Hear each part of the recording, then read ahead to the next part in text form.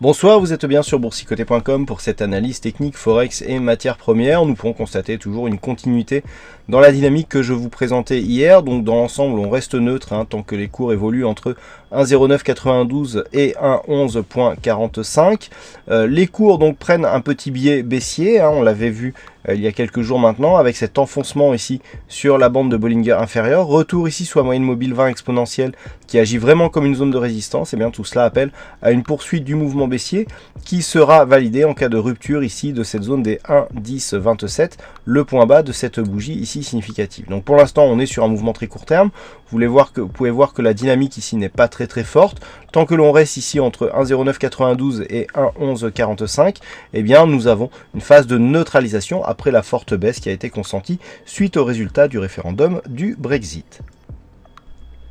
Sur la paire de devises GBP-USD, donc livre sterling contre dollar américain, nous sommes toujours ici dans une poursuite baissière. Donc il y a peu, j'ai attiré votre attention sur une extension de Fibonacci ici qui nous donnait un objectif suite à la rupture de ce point bas significatif. Donc nous pouvons constater aujourd'hui que ce retracement de Fibonacci est vraiment significatif puisque lorsque l'on regarde, on a bien ici l'accélération suite à la rupture de ce point bas, le contact ici qui se fait sur le 161,8% et la phase de stabilisation qui intervient juste derrière. Donc nous avons vraiment ce niveau qui était une zone d'objectif significative. Donc maintenant, tant que l'on ne revient pas ici au-delà des 1,3226, eh bien nous sommes dans une poursuite du mouvement baissier. Alors elle semble peu puissante cette dynamique parce qu'en fait on a un écart de volatilité entre ce que nous avons eu là et les cotations que nous avons eues sur cette phase. Toutefois, il faut remettre les choses vraiment en perspective. Là, nous avons eu un décalage de 1800 pips. Donc là, on a tout de même ici entre 1,32 et 1,29, un décalage de 300 pips. Et vous voyez que 300 pips, eh bien, c'est pas quelque chose que l'on a tous les jours. Donc ici, phase de stabilisation d'un point de vue très court terme. Vous voyez que on revient ici sur la moyenne mobile 20 exponentielle. On a eu un quasi contact avant de repartir ici à la baisse. Donc la dynamique est bien orientée ici à la baisse. C'est ce que l'on voit d'ailleurs sur les précédents contacts, avec ici des contacts sur la moyenne mobile 20 exponentielle qui donc symbolise et qui caractérise cette dynamique. Donc pour l'instant, le mouvement reste baissier. Un mouvement de retournement pourrait se faire si les cours revenaient ici au-delà des 1,3226.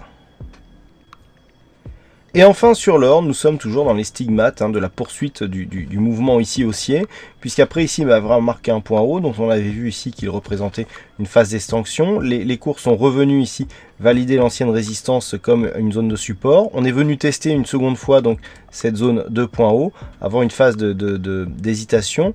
Hop, rupture ici, et aujourd'hui, qu'est-ce que nous avons? Eh bien, le test de cette zone de résistance comme zone de support, c'est très net sur cette séance, et donc l'or qui revient ici consolidé, mais un support qui tient bon et qui valide pour l'instant la continuité de la tendance haussière. Nous avons ici la moyenne mobile 20 exponentielle qui est très proche, donc si les cours repartent à la hausse, nous pourrons considérer ici que celle-ci a vraiment eu un rôle de support par rapport à cette dynamique, et donc nous avons encore une fois tous les signaux d'une phase de hausse qui devrait continuer. Phase de hausse donc avec des contacts presque avec les zones de surachat, en tout cas en ce qui concerne le stochastique, presque en ce qui concerne le RSI. Le MACD ici nous montre une phase de consolidation, mais si les cours repartent à la hausse ici suite au contact de cette zone des 1354,60, eh bien nous aurions un signal de continuité qui interviendrait là aussi sur ces indicateurs. Donc pour l'instant, on est toujours de cette dynamique, et tant que les cours restent ici au-dessus de ce support. En cas de cassure baissière de cette zone, eh bien nous aurions un signal de sortie de la dynamique haussière. Tant que les cours restent au-dessus, nous avons un objectif de poursuite ici de ce mouvement en direction des 1387 $ l'once. Voilà ce que nous pouvons dire donc sur ces analyses techniques Forex et matières premières. Passez une bonne soirée, bonne chance dans vos prochains trades, et on se retrouve donc dès demain pour d'autres analyses techniques, toujours sur le site boursicoté.com.